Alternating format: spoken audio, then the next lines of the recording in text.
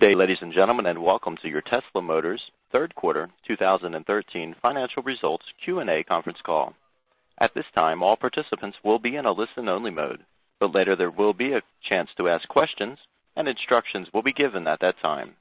If anyone should require audio assistance, you can press star, then 0, and an audio operator will assist you. And as a reminder, today's conference is being recorded. And now I would like to turn the call over to your host, Jeff Evanson. Thank you, John, and good afternoon, everyone, and our welcome as well to our Q&A webcast. I'm joined today by Elon Musk, Tesla's Chairman and CEO, and Deepak Ahuja, Tesla's Chief Financial Officer. We announced the financial results for our third quarter shortly after the close of trading today. The shareholder letter, financial results, and webcast of this Q&A session are all available at our investor relations website at ir.teslamotors.com. A replay of this webcast will be available at the same site later today. Please note that certain financial measures that we use on the call, such as revenue and income, are expressed on a non-GAAP basis and have been adjusted to exclude the effects of lease accounting on Model S sales and changes related to stock-based compensation and non-cash interest expense. Our GAAP results and reconciliations of non-GAAP to GAAP measures can be found in our earnings press release. During the course of this call, we may discuss our business outlook and make forward-looking statements. Such statements are predictions based on management's expectations as of today. Actual events or results could differ materially due to a number of risks and uncertainties, including those mentioned in our most recently filed 10-Q with the SEC. And now, John, why don't you give the instructions for asking a question, and then we'll turn it right on over to our first question. Okay, so at this time, ladies and gentlemen, if you do have a question or comment, press the star followed with the 1 key, and you'll be placed into a question queue. So again, for any questions or comments, press the star followed with the 1 key, and you'll be placed into the question queue.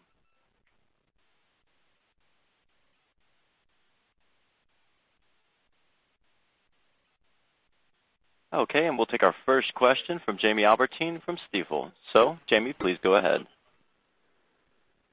Great. Thank you for taking my question, and good afternoon. The first question I had was going back to some comments you had made on the last quarterly conference call around gross margin visibility. I think if I heard it correctly, you basically said you had a pretty good feel where the fourth quarter was going to be about a month before the fourth quarter happened. So, given the sequential gross margin expansion that we saw in the third quarter, what update are you able to give us for the fourth quarter at this point? Thanks. Sure. So we expect to track to 25% gross margin in the fourth quarter, excluding ZEV credits, so excluding the zero-emission vehicle credits. I feel pretty confident about that outcome unless there's some force majeure event. And also we're roughly halfway through the fourth quarter, so I think that's almost halfway through. So I think that's pretty secure. And then we'll probably deliver more cars. One thing that I hope was clear in the shareholder letter, but maybe it wasn't, is that we really are production constrained, not demand constrained. So we're working hard to address the production constraints and then improve the effectively the deliveries. Because the thing that people still don't quite get is that we're different in that fundamental way from other car companies. And it doesn't make sense for us to do things to amplify demand if we can't meet that demand with production. So what we spend our time doing here in the management team is trying to figure out how do we ramp up production faster and obviously maintain good quality and keep improving the product. So that's where we expect to alleviate a lot of those production constraints next year. That's great. And as a quick follow-up, maybe, given some of the announcements that you made intra-quarter and that you alluded to in your shareholders letter, what does your sort of feel on the current assembly line capacity as it stands today look like today versus maybe how you felt 3 months ago? Thanks. The main constraint on our production is really the cells, and I think I've mentioned that before in talks, and I think I alluded to that on the prior earnings call. So we're addressing the cell supply constraint and any sort of constraints that are non-cell constraints that exist. But really the critical thing is the cell production constraint. Obviously, we announced a deal recently with Panasonic, which is for a much increased volume, and we're that's when we think about the constraint on growth, that's the biggest item, and that gets most of our attention. And like I said, I think we'll see some relief on that constraint next year. Very good. Thank you for taking the question.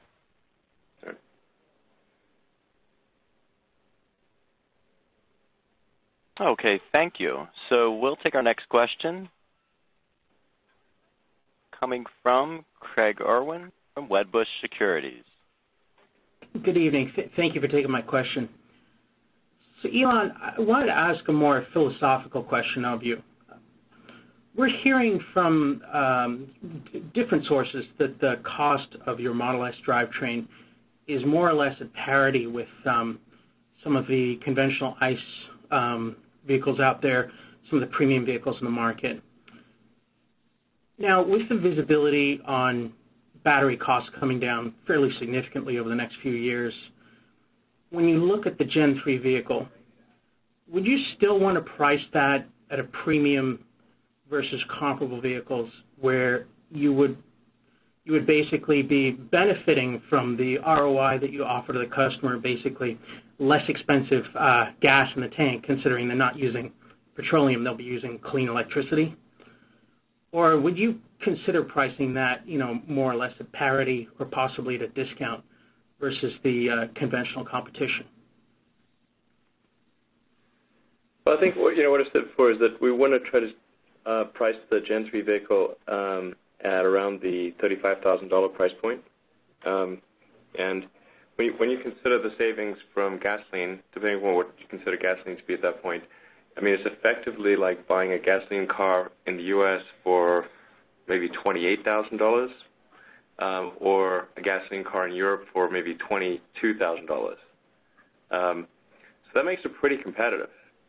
And as over time, we're going to get better and better at our lease offerings, with lower interest rates and just better access to capital with a track record and more visibility into residual values. I mean, I think our residual values can be very good, but therefore, to get the lowest cost capital, you have to kind of prove that.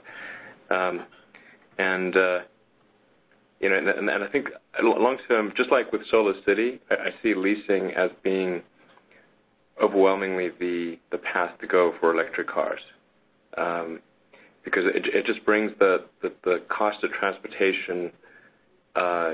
It makes it immediate, because you have the lease and you look at the amount you're paying per month, plus the amount you pay for electricity, versus your gasoline car lease plus gasoline costs. And I think gasoline cars also really inherently require more maintenance, so there's that as well. But with a lease, you don't have to worry about capturing that savings over a certain period of time, or worry about the battery life or anything like that. You just experience those savings immediately. So long term, I see leasing as being the main way that people buy our car, and then it's going to, I think it's going to seem like a very compelling value proposition. Great. Then the second question I wanted to ask was about the priorities for R&D investment in 2014, and I guess over the intermediate term. Can you discuss the breadth of projects that you would be looking to fund, and whether or not this is an acceleration from your prior plans, or if this is consistent with what you had been thinking previously? think it's more or less consistent.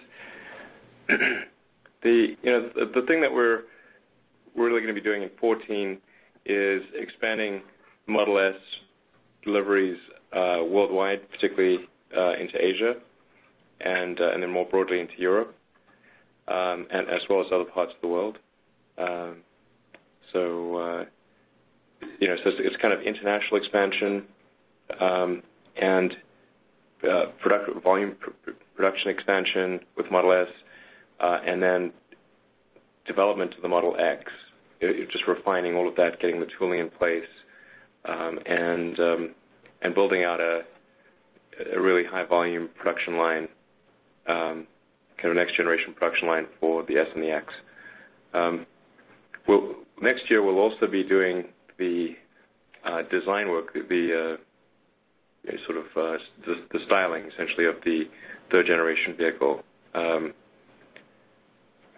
because we'll be done with the Model X styling essentially, and the fine brush strokes in the next few months. So next year is going to be about really getting the design of the third generation car done. But then it's going to take us a while to build out the capacity for that third generation vehicle, and we're going to have to sort out cell and battery pack capacity, because ultimately we need, if we're to produce 500,000 vehicles a year from the former NUMMI plant, then we need cell capacity that's commensurate with that, which is maybe bigger than all of the lithium-ion production in the world today, or at least on par with it. Excellent. And then my last question, if I can squeeze it in. The Panasonic agreement, 1.8 billion cells over 4 years. My back of the envelope math is, if we assume 85 kilowatt hour Model S's, which is probably one of the larger batteries of what you're going to produce over the next few years, something like 250,000 cars. There's obviously been a lot of press coverage of your discussions and qualification of Samsung, so I'm going to guess there's incremental demand on top of that that you anticipate to have. Can you sort of shape that for us, how you potentially see the ramp, and how you would look for the stagger in these supply agreements to work? Well, certainly I would say people shouldn't look at the X number of cells over 4 years and assume that's the number of cars that we'll make. I think we'll make, towards the back end of that, a lot more cars. And so that there'll need to be other agreements with some combination of Panasonic, maybe with others. But Panasonic is obviously our primary partner. But when it comes to the high volume third generation vehicle, it's clear that there's going to need to be incremental production capacity created that doesn't exist in the world today. So we're in the process of figuring that out. I mean, there's going to need to be some kind of Gigafactory built. Fantastic. Thanks again for taking my questions. Okay, thank you. And our next question comes from Dan Galves from Deutsche Bank. So Dan, please go ahead. Hey, good afternoon. Thanks for taking my question. Wanted to ask about kind of the current level of demand. We've seen it's apparently the order to delivery time has expanded over the last couple of months. Customer deposit account went up quite a bit in Q3, and you kind of confirmed that you're seeing demand increases. Can you quantify that at all in terms of how many orders you took in Q3 versus Q2, or just a kind of a more order of magnitude? Is the U.S. demand continuing to increase? Where does Europe stand compared to where you were, let's say, at the same point in kind of the U.S. launch process? Well, U.S. demand or North American demand has continued to increase. We've actually had to starve North American demand in order to feed Europe. So we've had European customers that have been waiting for a long time, so we've had to constrain deliveries to North America in order to get people their cars who've been waiting, in some cases, 2 or 3 years. So, I think we could sustain 20,000 cars a year in North America, and maybe more than that. But it doesn't make sense for us to try to amplify demand if we aren't able to deliver to that demand. It just makes people unhappy. So, where we are in Europe is we're still at the early stages. I mean, we're kind of in Europe where we were in the U.S. maybe in January or February of this year. So, European demand is, well, it's not say demand. It's like it's on the order of maybe 10,000 units a year. But again, it doesn't make sense for us to try to drive that demand higher if we aren't able to meet it. We want to make sure that we're laying the groundwork for future demand increase, and I mean, I think we could get demand in kind of the greater Europe to be similar to that of North America. And it seems like that seems pretty achievable to me. Okay, great. And I just wanted to ask about kind of the production ramp. I mean, you said that kind of cell capacity or cell flow is kind of the biggest constraint right now. You seem to be addressing that. Where do you see kind of production per week going over the next few quarters? And also, I would expect you'd continue to deliver significantly less than you produce as you continue to have more and more vehicles on ships at the end of the quarter versus the previous quarter. Is that correct? Yeah, I mean, as our deliveries to Europe increase, then we necessarily have more inventory in transit, and then as we start adding Asia in there, we've got even more inventory in transit. I mean, we'll probably have 60% plus of our sales going outside the U.S. To Europe and Asia, and then going to other parts of the world as well. I mean, I think there's in Gulf states, South Africa, South America, and so forth over time. So, we can expect certainly a majority of our inventory to be on the water or on on trains, that kind of thing, over time. And now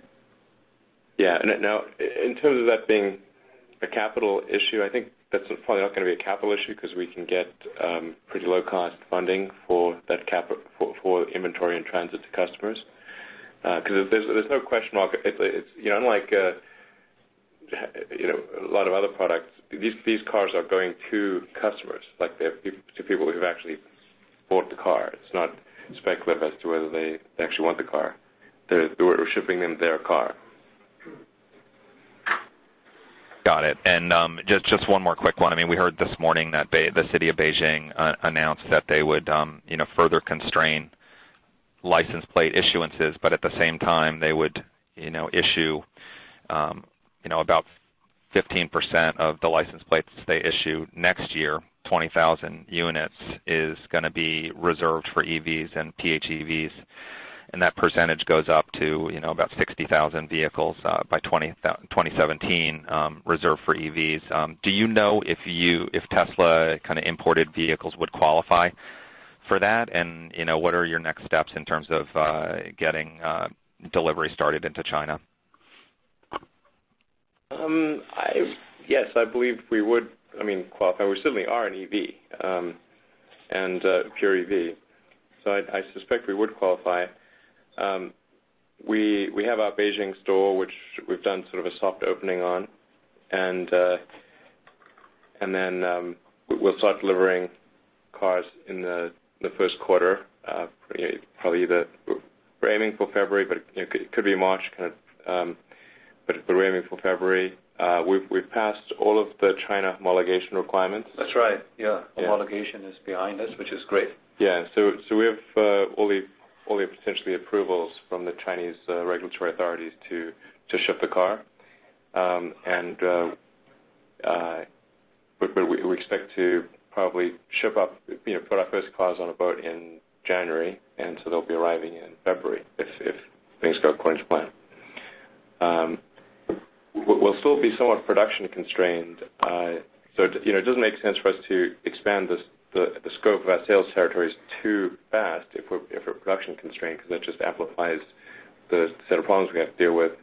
But we do want to get some cars to China in first quarter and kind of lay the groundwork in terms of service centers, superchargers, and so forth for hopefully significant growth in the rest of the year in China.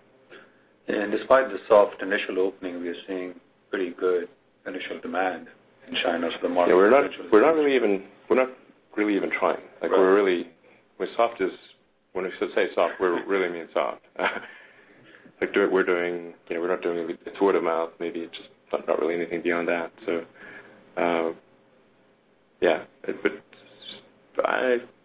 it seems like things are going to probably go pretty well there. I think. Yeah, thanks very much. Appreciate it. Okay, thank you. And we'll take our next question from Andrea James from Doherty & Company. So, Andrea, please go ahead. Hi, thanks for taking my questions. Thinking back to the cell supply issue again, and you've got this great track record of insourcing and building your own ERP system and the like, and I guess, can we assume that you've at least looked at building your own battery cell plant? I just wondered what your thoughts were there. Oh, we're not quite ready to make a big announcement on the kind of the cell and battery kind of Gigafactory, but we are exploring a lot of different options right now. I mean, if I were to guess, I think that we would do that kind of soup to nuts Gigafactory, with raw materials coming in all the way to finished packs with partners, and that's probably my best guess. And that factory would most likely be in North America, but we are investigating other options as well. Wow, thanks for that. And where does that rank? I imagine if you look at building a more mass market vehicle car, the cell issue would be probably one of multiple. Where does that sort of rank? Is it sort of in the middle of all the challenges you would look at, or is it close to the top? Or the cell production is the biggest single constraint, but I mean there are certainly many others that we'd want to look at that aren't too far behind it. But I think if you look at what's the critical path item, it's cell production, and I think we can ensure that everything else is no slower than the ramp in cell production. Thank you. And then just one final, the raw materials, though, is that correct to assume that's not an issue, raw materials supply? Raw materials are not an issue. That's correct. Okay. Like I wouldn't worry about, say, lithium supply, or there's a lot of lithium out there. The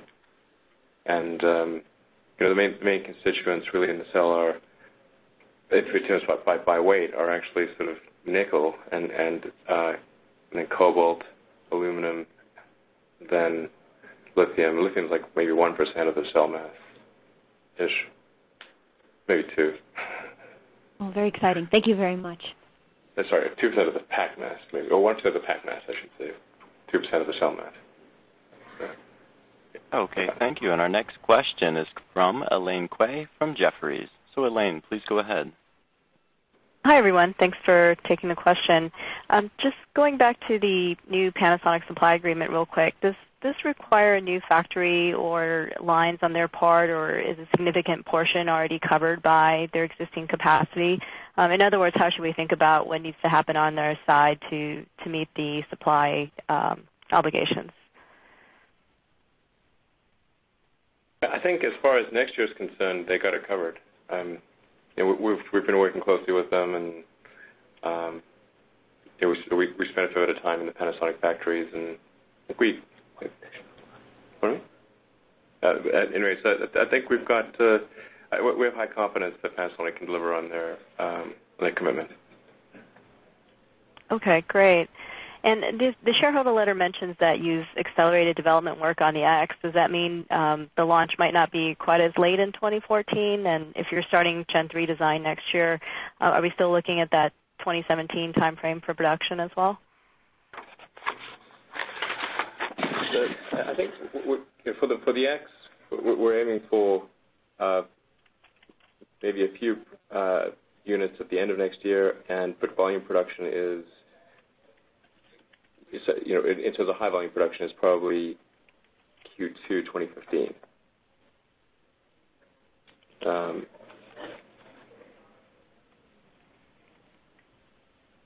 So high volume meaning volumes comparable to the Model S at the time. That's the normal ramp of production as we keep ramping up, while maintaining a very high level of Model S production in the factory. So these are very large numbers at that point. Yeah, exactly. Okay, that's brilliant. Yeah. That's very helpful. And just lastly in the letter, you also mentioned that you'll be starting production to support a launch by Daimler in early 2014. Could you just remind us what vehicles you'll be supporting, and are there any new ones that would be under consideration as well? The main one is really the Mercedes B-Class, which is going to be the biggest electric vehicle program in Daimler history, and it's going to be a great car. I think it'd be the most compelling affordable electric car on the market. Great. Thanks so much. There's nothing beyond that. So. Okay. Thank you. I mean, it's just particularly when you look at the fact that we have these cell supply constraints, it doesn't make sense for us to be finding new ways to use cells. Right. It makes a lot of sense. Thank you. Right. Okay, thank you. And our next question comes from Ben Kallo from Robert W. Baird. So, Ben, please go ahead. Hi, thanks for taking my question. A good quarter.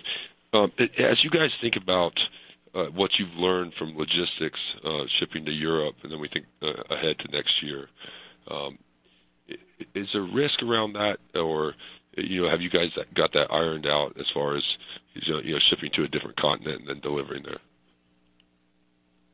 I think we've mostly got it ironed out with Europe, and there were initially a fair number of challenges shipping, because we ship partially built cars to our assembly facility in the Netherlands, and then they get put together there. We're actually ramping up our investment in our Tilburg plant in the Netherlands, adding more and more capabilities to that, and just making that whole process a lot more efficient. In addition to the myriad of challenges delivering to a dozen different countries, there are also the challenges with the electrical system. So just the nature of the electrical grid is that almost every country has their nuances, which you experience as a consumer when you've got this plethora of plugs. We experience that same sort of thing with electric cars, and Norway is our highest sales per capita, but one of the challenges there is it has a floating grid, so it's got a somewhat unique electrical system. So it took a fair bit of effort to make sure that we were able to charge properly in Norway. And overall, I mean, we had delivered 0 cars in Europe in Q2, and in Q3 we delivered over 1,000 cars, and the first of the cars got delivered in early August. So in just a matter of 2 months, we could deliver over 1,000 cars, which was a significant achievement for the company, despite the logistics that Elon mentioned of several countries as well as different electrical infrastructure. Yeah, I agree. Yeah, I agree. I've heard from some customers in different parts of Europe that have waited longer for deliveries, and the rumor out there is that you're shipping to Holland ahead of a tax reset. How do you balance situations like that and meeting customer satisfaction? It is tricky. There was in some countries there are some tax credits that were due to expire, or that we thought might expire because they had not yet been renewed, as was the case in the Netherlands. So obviously, if there's a danger of a tax credit not being renewed, then I think the right thing to do is to accelerate deliveries to that country, which is what we did with the Netherlands. Now that they then went ahead and extended the tax credit, so it turned out to be a false alarm. But we in balancing like what's the right thing to do, it seemed like the right thing to do was to try to accelerate deliveries to the Netherlands to make sure that people could take advantage of the tax credit. Now we're sort of more in kind of a normal delivery mode. Great. My final question is, as you think about battery capacity for Gen 3, what kind of time frame, if we're building in North America a factory for cells, would you need, and how difficult of a permitting process is that? And I'll jump back in queue, and thank you guys very much. Well, like I said, this isn't the right time to talk in detail about our plans for the Gigafactory. But except to say that obviously we're acknowledging the fact that one needs to be built, and we're looking at a variety of different locations. I don't think permitting is going to be the driver here. This is going to be a very green factory. It's going to be a lot of solar power. It's going to have essentially zero sort of emissions. No toxic elements are going to come out of this factory, and we would build in recycling capability right into the factory, so old packs would come in one side and get reprocessed into new packs. So it's a way to think of this is like a factory is the machine that builds the machine, and that itself has a version, just as you have like a version of a product. It's like a version of the factory. So we're trying to figure out what's the right way to do version 1 of this Gigafactory. And it's we want to be thoughtful about it, and this is going to be a really giant facility. Like I said, we're talking about something that's comparable to all lithium-ion production in the world in one factory. It's big. Great, thanks, guys.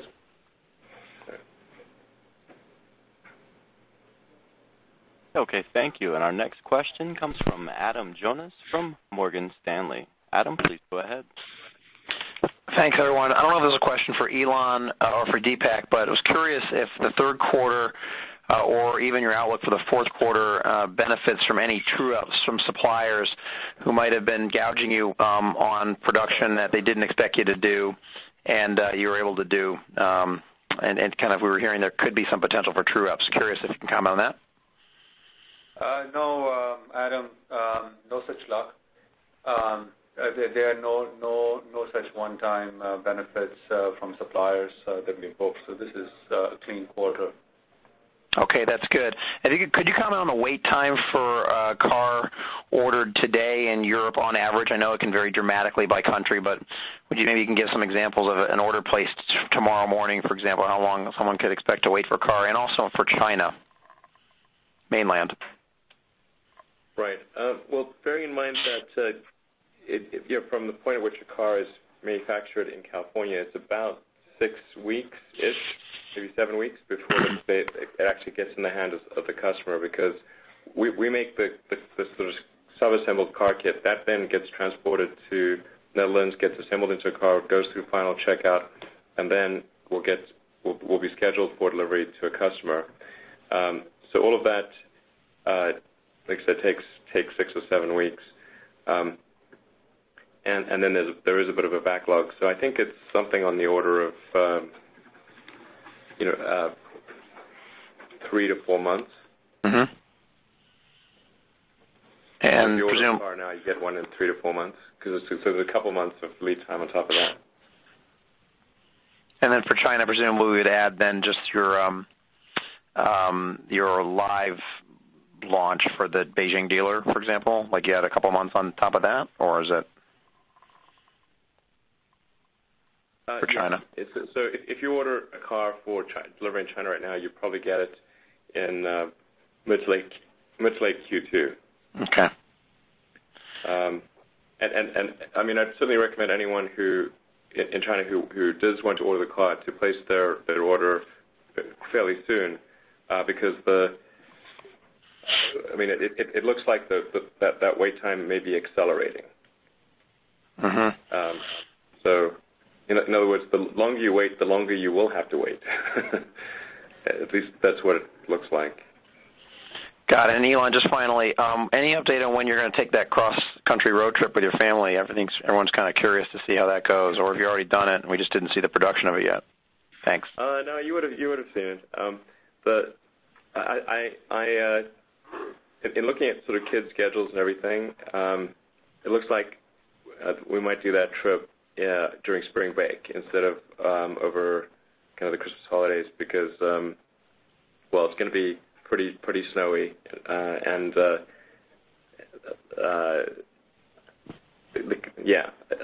I kind of you don't want to put your kids in the car with that, yeah. Yeah.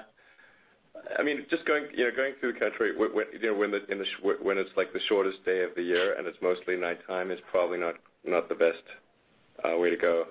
I want to make sure they enjoy the trip, so I think I'll probably end up doing it in late March.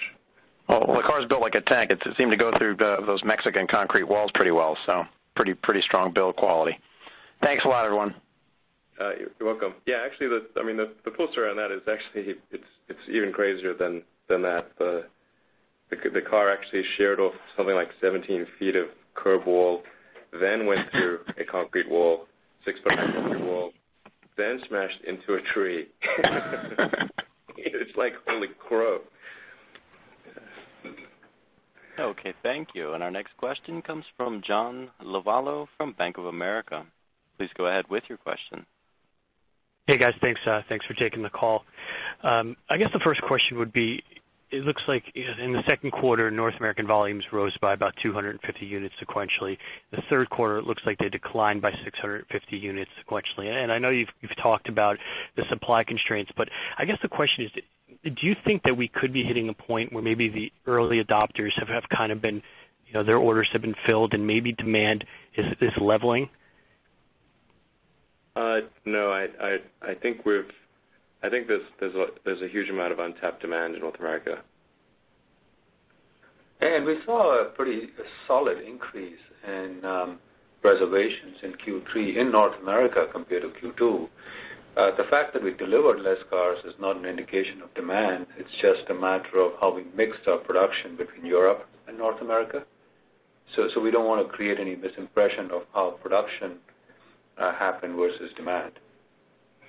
Yeah, and we just had a finite number of cars that we produced, and we at some point we have to start delivering cars to Europe. So that's helpful, guys. Thank you. And then looking at free cash flow, it looks like you guys generated about $26 million in the quarter, which is encouraging. Now you're forecasting about flat free cash flow in the fourth quarter, so that looks like you'll burn through about $50 million this year. And I guess the expectation would be that CapEx is going to continue to ramp, given the capital intensity of this business. So, how should we think about free cash flow, maybe heading into next year and maybe even further out, just high level?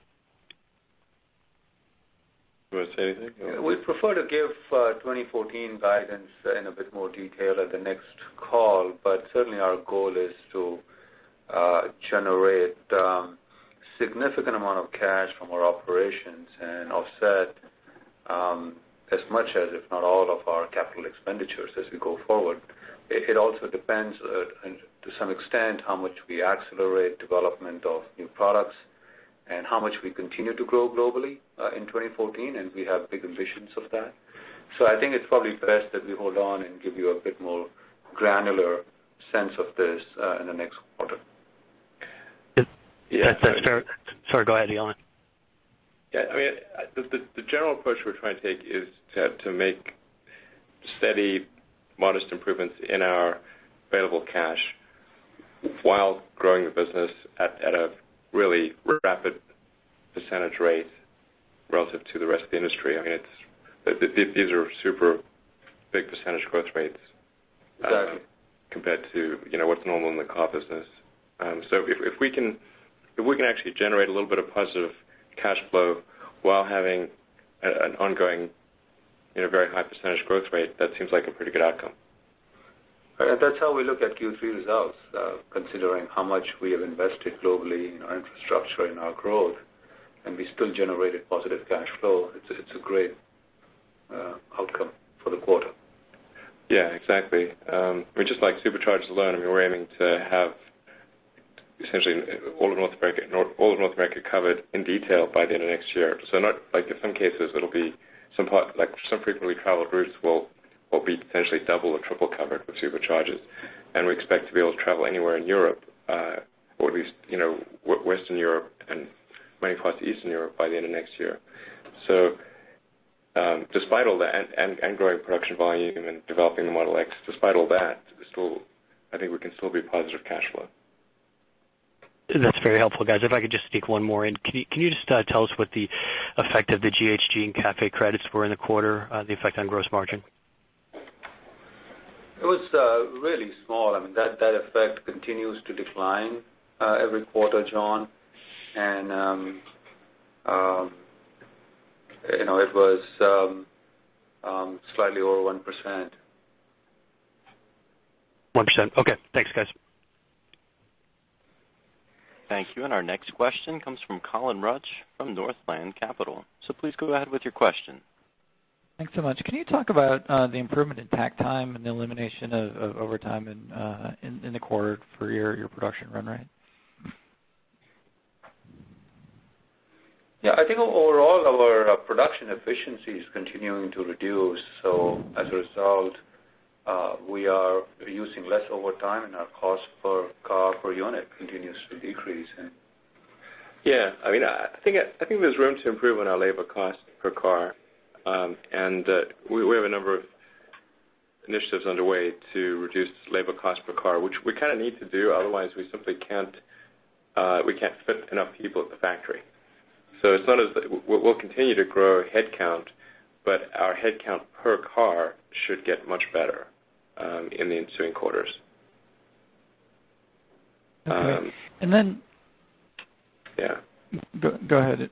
I can follow up offline with a couple other things. And then on the evolution of the relationships with your battery suppliers, can you talk about how much they're contributing to the IP and the evolution of the cell designs and new materials integration? And are you having to contribute more there than you would have thought when you started working with these folks a few years ago? Well, we're contributing a fair bit to the optimization of the cell for automotive purposes. In a lot of ways, the cell still looks the same from the outside because it's the same, roughly the same 18 millimeter diameter by 65 millimeter long cell. Although technically there are tiny changes like 18.3 or 18.4 millimeters, that type of thing. But the internals of the cell are evolving quite a lot. And we're trying to be as helpful as we can with working with our partners, really our primary partner, Panasonic, on that. So, but I think Panasonic's doing a great job and has really exciting things in the pipeline for future cell chemistry improvements, and we want to try to bring those to fruition with them as soon as possible. Can you just one final one? Can you just comment on the cycle time for some of those improvements? Are we talking about things that have been in the works for a couple of years, just making it into cars now, or can you turn things around in 6 or 12 months?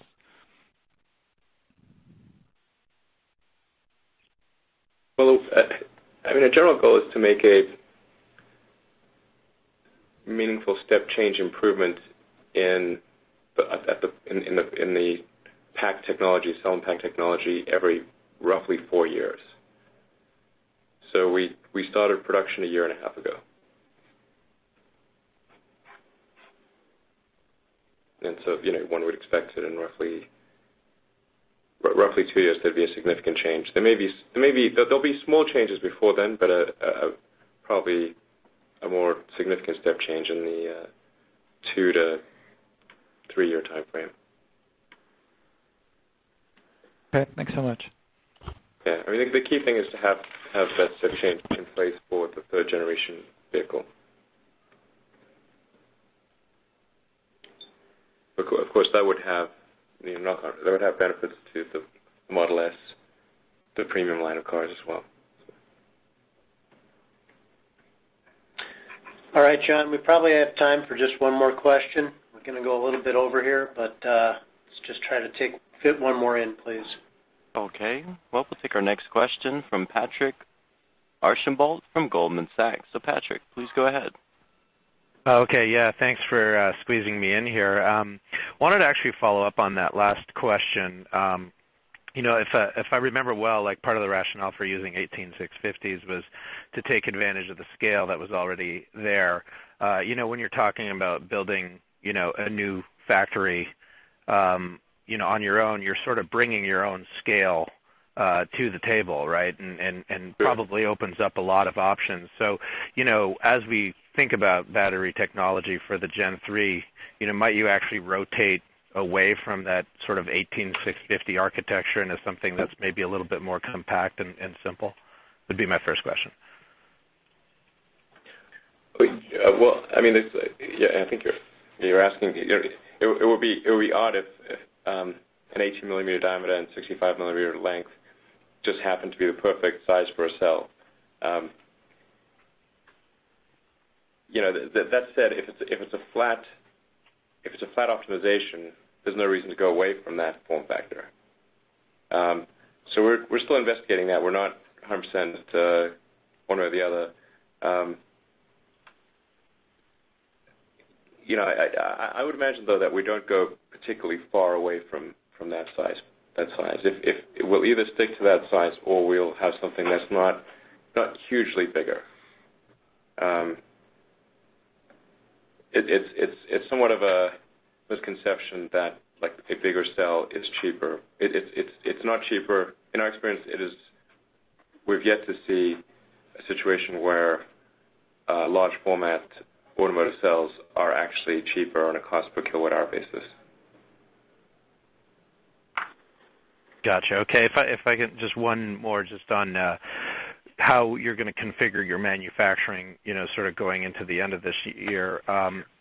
Does your current line have flexibility, or will it have flexibility to build, Model S's and X's, going through the same, the same line, or are you going to have to sort of build a parallel one?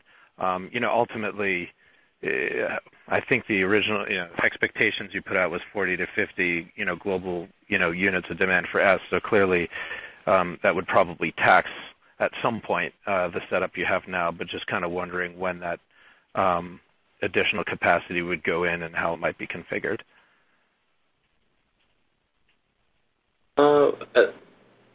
We have a game plan on that front. Because obviously if we're doing 40 or 50 in Model S volume, if Model X turns out to have a comparable demand, and we're on the order of 100,000 units, then clearly our current production line is not going to do the trick, so we're going to need something else. And we're looking at reconfiguring part of the factory, maybe using one of the moving production lines that's still there from the NUMMI days. I feel pretty confident. I mean, it's not going to be the production of vehicles is not going to be a constraint. That's not a limiting factor. Nor do I think we've got some sort of huge capital draining thing that's going to need to happen. I think we've got a handle on how to get there. Okay, terrific. Well, thanks for taking my questions. All right, you're welcome. All right, thank you very much, everyone, for joining us this afternoon. We look forward to seeing many of you tomorrow at R.W. Baird's Industrial Conference in Chicago, or next week at Barclays Auto Conference in New York City. Have a great day. Okay, ladies and gentlemen, this does conclude your conference. You may now disconnect and have a great day.